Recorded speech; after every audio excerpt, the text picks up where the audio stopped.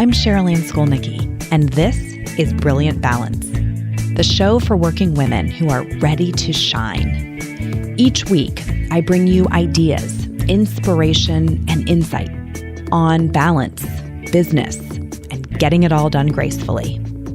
You ready? Let's be brilliant.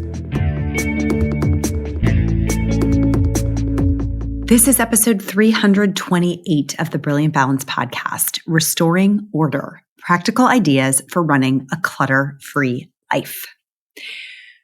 Well, my friends, we have been talking a lot this year, if you have been paying attention, about the idea of living lighter. And one thing that can feel extra heavy when it's sort of omnipresent in your life is clutter. At least if you're me, because spoiler alert, I absolutely hate clutter. It's one of those things that just gets under my skin. And I know that's not true for everyone. I know there are some of you who are perfectly content to live with a little bit of disorder in your life, maybe a little bit of what I refer to as happy clutter. But in my world, and I know for many of you, clutter is something that can feel like it's sort of encroaching on your personal space. And even though it is something that I don't love, it certainly sneaks into my house from time to time, especially after something like, I don't know, maybe a sleepover. You know, if one of the kids has friends sleep over and I look around in the middle of it or after it, it's everywhere, right? Things are everywhere. There are shoes and jackets and bags sort of laying around in various places. And then, you go to where they're sleeping and there's blankets and pillows and popcorn bowls and cans of Sprite and all of the things that are, part of really having a great experience for them, but left untended create sort of a wake of clutter, right? That trails behind them. And so I don't ever want to be the kind of parent or homeowner or family member who is telling people that they can't do things because it might cause disorder. But I certainly want to have a system for getting things back in order, right? It feels so good to see things back where they belong until the next round of kids or the Costco run where there's boxes all over the kitchen or the proverbial unpacking of lunch boxes and backpacks at the end of a day, or even a long weekend where maybe we've been away and we come back and there's just laundry and luggage sort of scattered throughout the house. I think clutter is something that just seems to multiply when you're running a busy household. And yet so many of us long for really a clutter-free lifestyle. And I think it's because having a sense of order around us makes us feel orderly. I think it was Gretchen Rubin who said, outer order, inner calm. I think she even has a book by that title. And it's so true, right? When my environment is in order, my mind feels in order. My nervous system is regulated. It's soothing to be in an environment that is in order. And in order to have that, no pun intended, right? The vehicle to having that is a system for keeping things consistently clutter-free. Now, my friends, there is an entire industry trying to sell us systems, right? We have stores like the Container Store and aisles of organizing materials that really crop up at the beginning of every new year and during like the quote unquote spring cleaning season. We're sort of addicted to the idea of being organized. But I think that really the system that works comes down to two ridiculously simple steps. Like literally these steps are so easy, so simple, so straightforward, but not always well adopted. Okay. So what I want to share with you today are the exact two things that I do regularly that help me keep our home clutter-free and in order. Okay. First one is really about having a way to create order when it does not exist, right? When you look around and you're like, oh, this is a mess. There is stuff everywhere. Nothing looks like it belongs. You're just sort of buzzing a little bit from the stimulation of disorder around you. then the first thing that has to happen is we have to have a way to create order. And my mantra for this is a place for everything and everything in its place. A place for everything and everything in its place. Literally, this is about every item in your home having a home and then living in that home, right? It's so I sort of use this little device to think about. I'll pick up something like a stapler, right? Or the spray that helps the cat stop scratching furniture. And I'll think, where does this live? And that's literally the word that comes to my mind. Where does it live, or what's its home? And if there is not one, then that sucker will float around the house for days or weeks or months on end because nobody can quite figure out where to put it, right? So they'll put it on one counter and then sort of moves to another counter and it moves to the table and it moves to another room. And it's just, wandering in the desert. It's moving around the house because it doesn't have a home. As soon as someone decides, I know where this item lives, this item, right? It lives in the cabinet above the desk, or it lives in the laundry room, next to the other pet supplies. Every item has to have a home base, a place that it lives inside of your house. And then if you catch it outside of its home, it has to go back to that place. That simple system as a way to create order initially, right? Figuring out where is the home for every object that you are looking at, saying, I don't think this belongs here, right? There's a big pile of clothes, let's say, on a chair in the living room. And you're like, I am pretty sure that we did not decide that this is where these clothing items live. Where do they live? Fairly quickly, they can get separated into the piles that are, these live in this child's closet, and these live in my husband's dresser, and these live in a linen closet, right? All of those articles of clothing had a home. They just weren't living in them, right? Clothes typically in most houses, we're able to say, I know where the clothes live, right? It's those random things, like I was using the cat spray as a great example of this, because that doesn't always get assigned a home, right? And it has to have one in order to go back to it. This is also, by the way, a little sidebar, the reason we can't find things. Half the time when we're like, I can't find the stapler. Where is the stapler? It's because the stapler never got assigned a permanent home. So it sort of migrates around the house based on whoever is using it, wherever they needed it last. As soon as we decide this is where the stapler lives, then after someone uses it, you have a prayer of it being returned to that place. Okay. So this first piece, I don't want to understate that this may be difficult, right? It sounds so easy, a place for everything and everything in its place. But if your living space has gotten to a level of disorder where there are piles of things in a variety of places, it is quite likely that this step, just deciding where things live, is going to unfold with a bit of a domino effect, right? Because you're going to decide, I know where I want the stapler to live. It's going to live in the cabinet above the desk. And you're going to open that cabinet and it's going to be overflowing with other things. So sometimes this process of figuring out where things actually live can take a minute, right? It's not something that you're necessarily going to be able to snap your fingers and have done in one fell swoop. It might take a little bit of time to get it that way.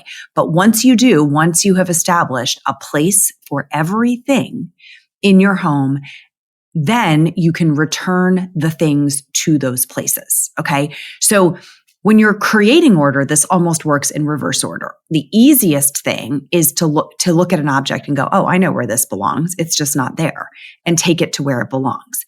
The stuff that's left at the end of that exercise, the stuff that you're like, I don't have any idea where to put this. That's your clue that it has never actually found a place to live in your house. Okay. So that's the way to create order, is to kind of go through that mantra, a place for everything and everything in its place. Now, if we lived all by ourselves and we never used anything, we could stop there. But that's not the way most of us live. So the second phase of this, in order to really live in a clutter-free environment, is we need a way to maintain the order once it's been created, right? So first we create order, and then we need a way to maintain it. Now, If we're thorough about creating order the first time, right? If you actually are able to reach that state where you look around a room and you're like, I don't really see anything that's out of place. Or you look around, the whole first floor or the whole basement and you're like, I don't really see anything that's out of place. That is the signal of, okay, now we need the system to keep it this way. And here's the system. It's really one word, and the word I use is sweeps. Okay. I call it a sweep. A sweep is something that is either executed daily or weekly, or sometimes even less often than weekly, right? But it's executed before things get out of hand. So that before picture that you have in your mind right now, if you're like, don't come into my house because things are really out of control right now. That before picture, we don't want to get back there. We want to have this ability to bring things to order and then keep it there. Hi, it's Cherylanne. Thanks for listening. Did you know that the ideas I share on this show are things I also can help you implement? If you want me in your corner helping you find more time for what fills you up, go to brilliant-balance.com/schedule and sign up for a free exploratory call. Give yourself this time. You'll be so glad you did. So the daily sweep, this is for the easy stuff.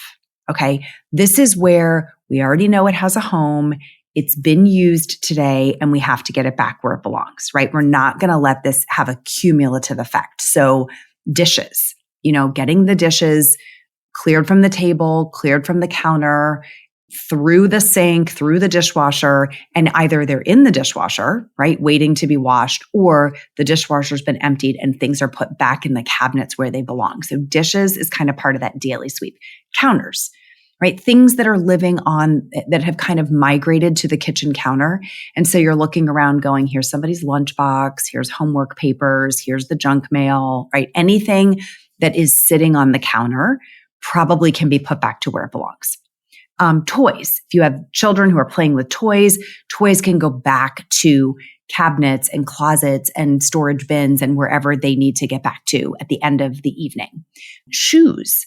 In my house, shoes seem to multiply throughout the day, right? So people are wearing multiple pairs of shoes. They're kind of getting taken off at various doors, having a way to get shoes back to where they belong.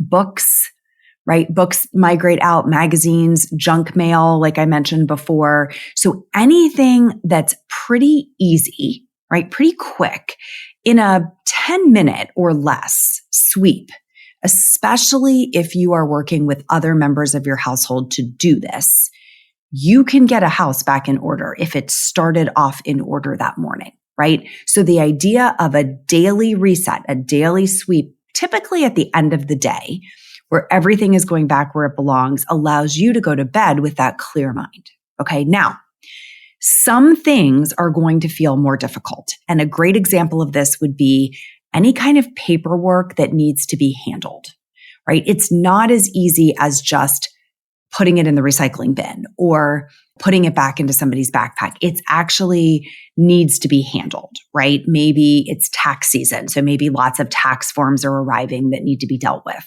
Maybe it's bills that need to be paid and you're not in the habit of doing them daily as they come in.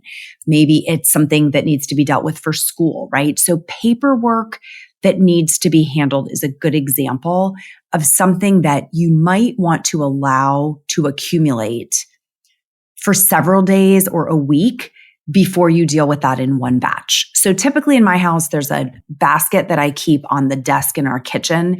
And the things that are a little more challenging to deal with, I'm not just putting them away. They can pile up in that basket throughout the week. And then on the weekend, and this is what I refer to as the weekly sweep, this is where you're handling things that are a little more difficult.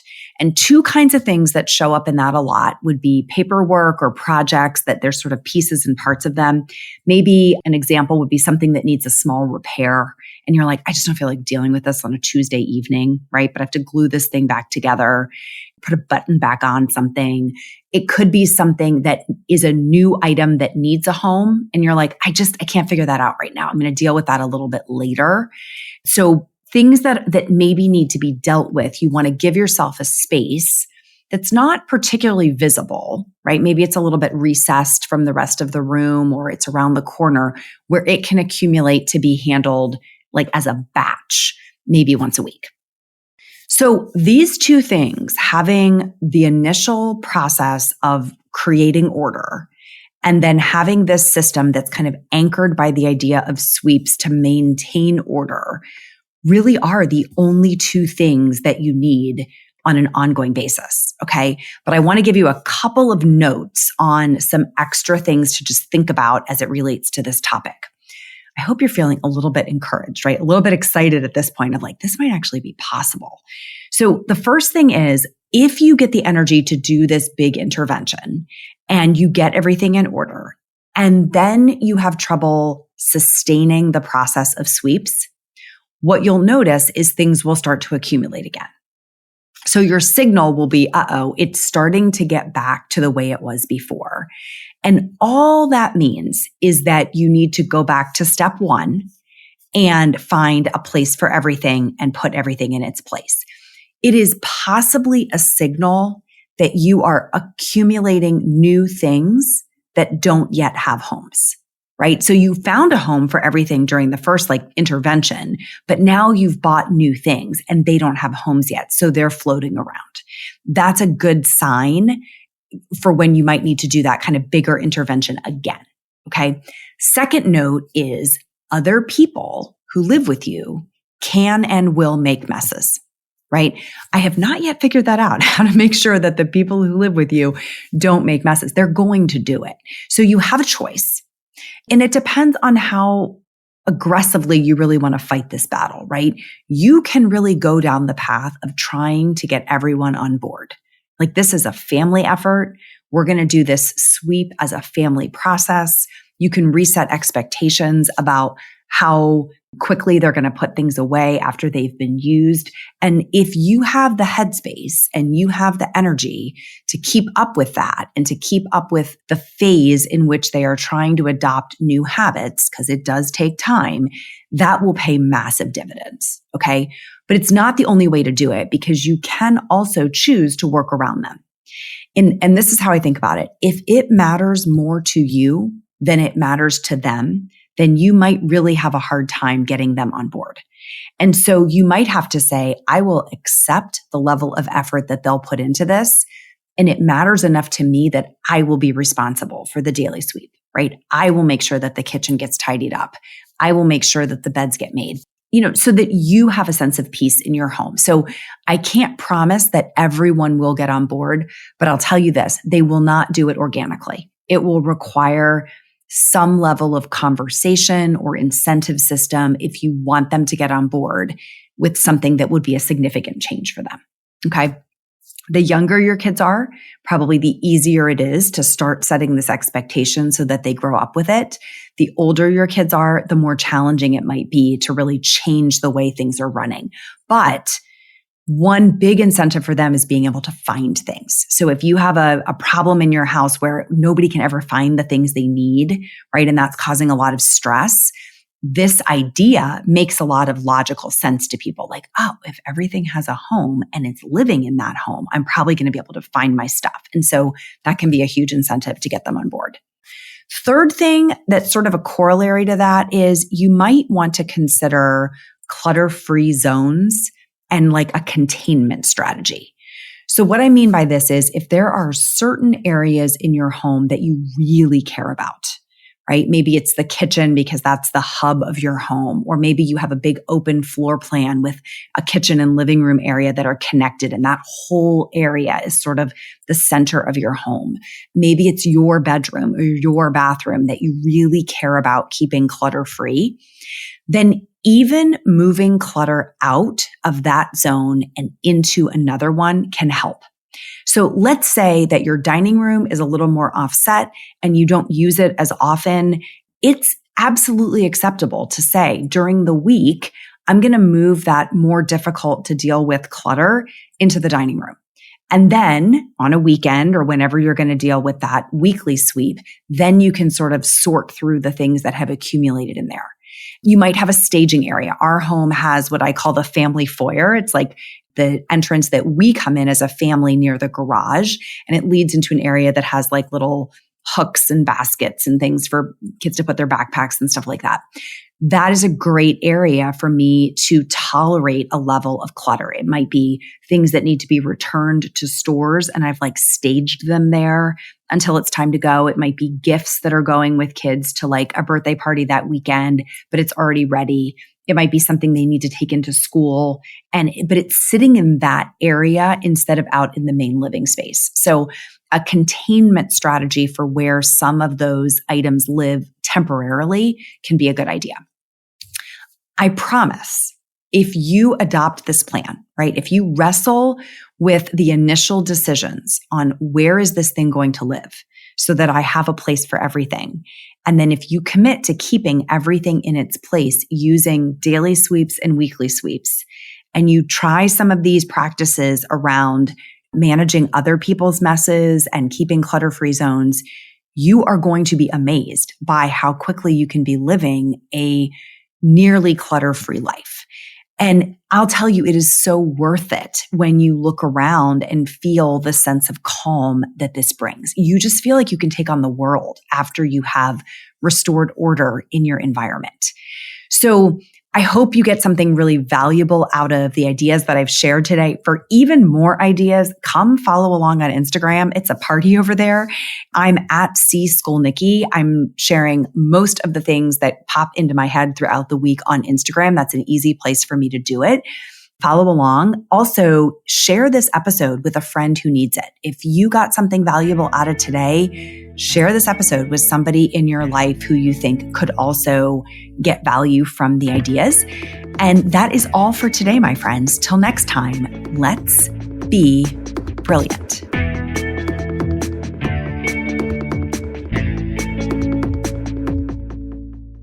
This is thepodcastfactory.com.